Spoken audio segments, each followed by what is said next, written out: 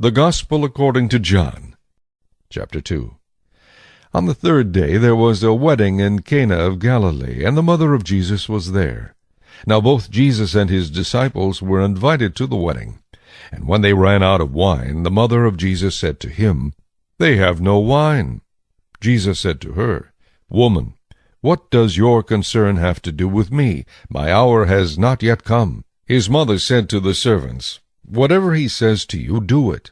Now there were set there 6 water pots of stone, according to the manner of purification of the Jews, containing 20 or 30 gallons apiece. Jesus said to them, "Fill the water pots with water." And they filled them up to the brim. And he said to them, "Draw some out now, and take it to the master of the feast." And they took it.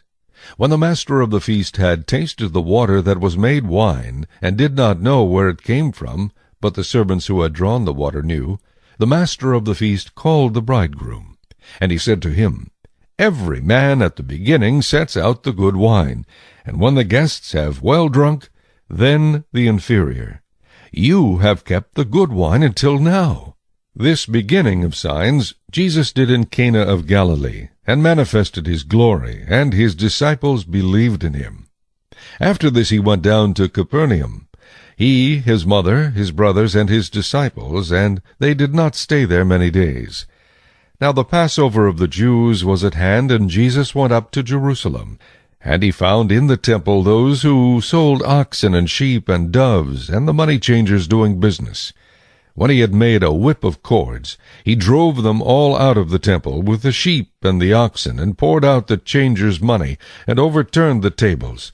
And he said to those who sold doves, "Take these things away. Do not make my Father's house a house of merchandise."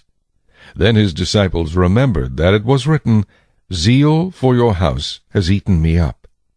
So the Jews answered and said to him, "What sign do you show to us, since you do these things?"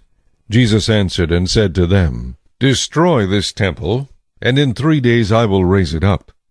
Then the Jews said, "It has taken 46 years to build this temple, and will you raise it up in 3 days?" But he was speaking of the temple of his body.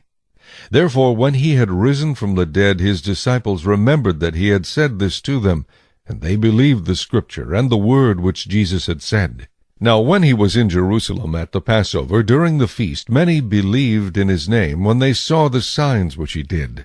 But Jesus did not commit himself to them, because he knew all men, and had no need that anyone should testify of man, for he knew what was in man.